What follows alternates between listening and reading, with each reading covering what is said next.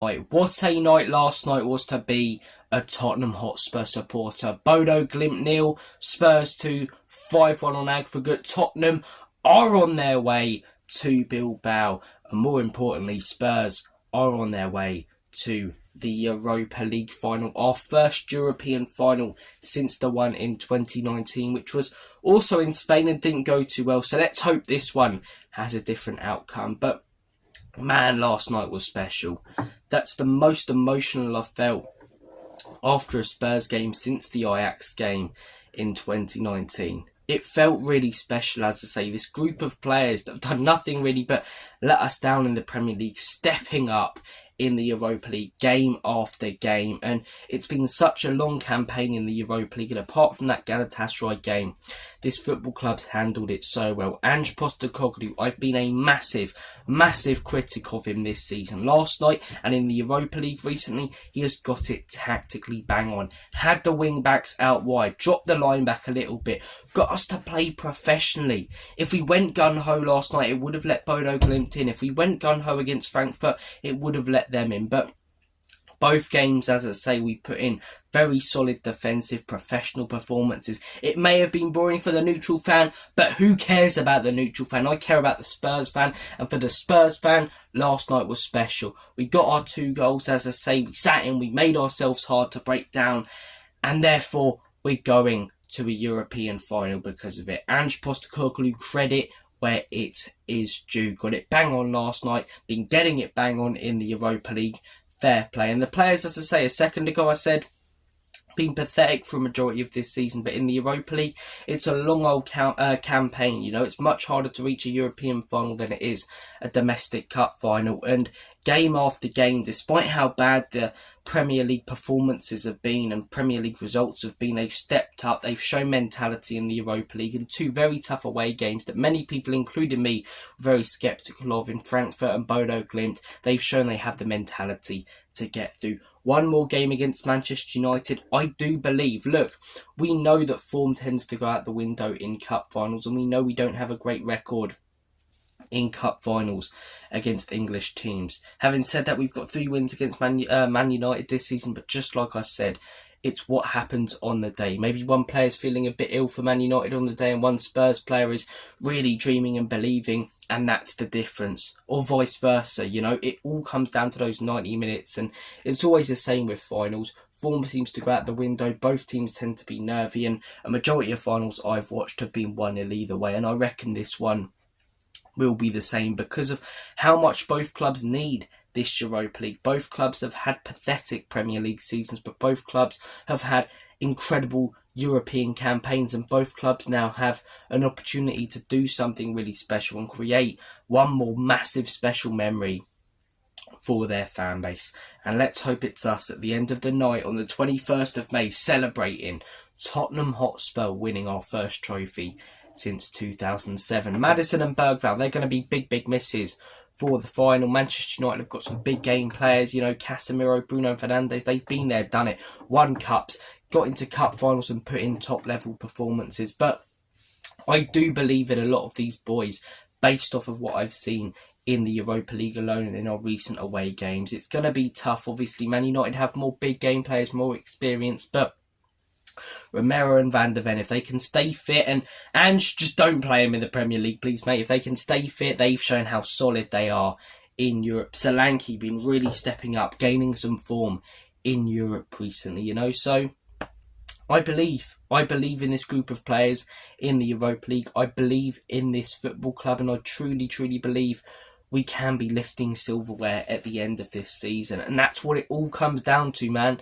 This season, right? In 10-15 years time, if we win the Europa League, no one will talk about us being so low in the Premier League. Everyone will talk about Ange Postecoglou, Dominic Solanke, Van de Ven, Romero, Porro Udogie, all of the players, all of the coaching staff lifting that trophy at the end of the season. The image that won't last, you know, time is, it's not going to be when we lose to Ipswich and the players all looking grumpy and downbeat. It's not going to be an image of the players looking frustrated after we've lost the North London derby.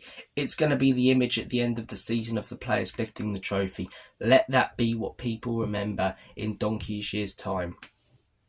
Turn this season from chicken you know what into chicken salad. Not just chicken salad, turn it from chicken feces into KFC, man, because we've got a real opportunity to. We really have. The best player on the pitch last night for me was Solanke. It wasn't just the fact he scored a goal, that's his job, to do that up top. But I thought his pressing was relentless. From the first minute, Bodø Glimt nearly gave it away because Solanke's charging. And when he was pressing, not only was he closing down the man with the ball, he was also trying to cut off the nearest angle for the closest pass. And he just made it so difficult time after time for Bodø Glimt to play out. Players like Johnson weren't doing it as well as him. Players like Kulusevski weren't doing it as well as him. But Solanke, fantastic with his pressing last night. I thought all four defenders were fantastic. Udoji, he's been brilliant in the Europa League recently. And the two centre-backs, Romero, the pick of the bunch for me, were fantastic.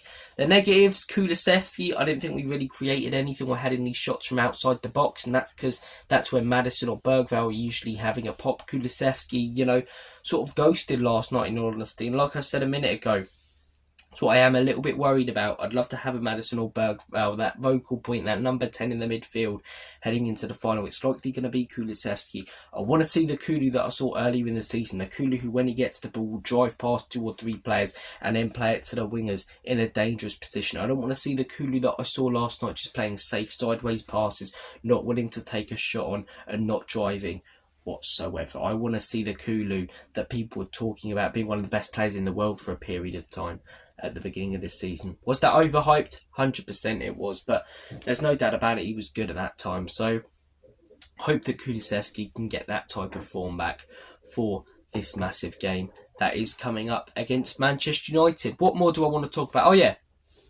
post-match celebrations from the Spurs players. I'm sure you've all seen them.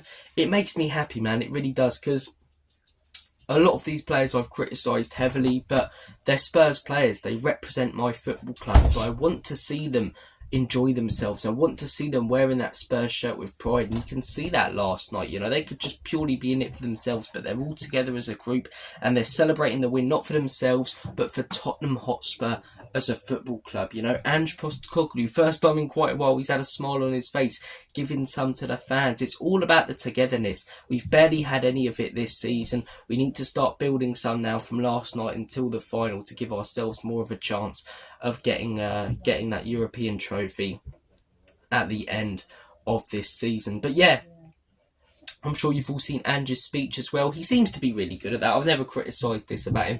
I've criticised his tactics like mad. I've said he has no plan B, which he's shown that he has, to be fair, in the Europa League. But one thing you cannot take away from this man is his motivational speeches. I'm sure sometimes players get sick of them when you're coming up against Southampton in a cold January afternoon on a Sunday, and he's saying, just think about that one man or that one person in your life who means everything to you. I imagine some of the players are thinking in their head, shut up man, let's just go out there and get a win. But last night, for these big games, those motivational speeches, you can see they really connect post-match, and it was great to see Ange, the players, everyone involved in that dressing room and involved in the club together, ready for that final. 2 weeks to prepare right now in the Premier League. Rest. I do not give a monkeys about the Premier League. Oh, we need to finish high. We still need to show pride for the shirt. That should be automatic, right? But I want to see players like Davies in the Premier League. I want to see players like Danzo in the Prem. I want to see players like Odobert and Tell up top in the Prem. I do not want to see our best players playing in the Premier League, because if one of them gets injured, it's one massive blow. And if Man United don't pick up one of those injuries, they head into that final with more confidence. All those little battles heading into the final that are important to win. We didn't have a fully fit squad heading into the 2019 final, with Harry Kane having an injury and obviously coming back in but still wasn't on it. We had to play a midfield of Sissoko and Winks, sold Dembele in the January, and I think Wanyama was injured. But we need to be heading into this final because Maddison's missing, Bergvall's missing, Son is likely going to be missing. We've got players missing already. Don't add to that list. Keep the team that we had last night, and we stand a real chance. When we defend properly, right, and it's a big if we can defend properly in this final, right, and if we can defend properly against anyone, we're a match for any club, in my opinion. But we haven't in the Premier League. That's why we're down the bottom. Because in the Premier League, Ange hasn't adapted like he has in the Europa League. I don't know why he's doing it in one competition and not the other. But I'd rather him do it in the Europa League still. I'd like to see him do it in both. But as I say, you know, Ange Postecoglou, he's adapted in the Europa League. Hasn't adapted as much in the Premier League. I've lost my train of thought. What was I saying? Oh, yeah. About players. But, you know, these next few weeks, just try and keep the players that we have for that final fit. Do not have a situation like 2019 where we're struggling with injuries. Keep the same team that we have last night and we're a match for anyone. We really, really are. Haven't defended properly in the Premier League. That's why we're not. But in the Europa League, we've gotten some fantastic results and brilliant defensive performances. If we could put in one on final night, it's definitely going to be a close game in my opinion. I don't see either team winning this one 2-0, 3-0. I think there'll be one goal in it. But leading up to the final, we'll have plenty of content on the channel, so please do stay tuned for that. I'll have plenty of content about the Premier League in the next few weeks, so don't know how enthusiastic I'll be about it. Maybe a little bit more now that we're in the Europa League final, but the Prem genuinely means nothing to me right now. Rest players, doesn't matter if we finish 16th or 17th, it's all about winning that European trophy. 21st of May, guys, if you are going, book your tickets now because they'll be running out very shortly. Take care, guys. We're on our way to Bilbao. As always and forever, come on you Spurs.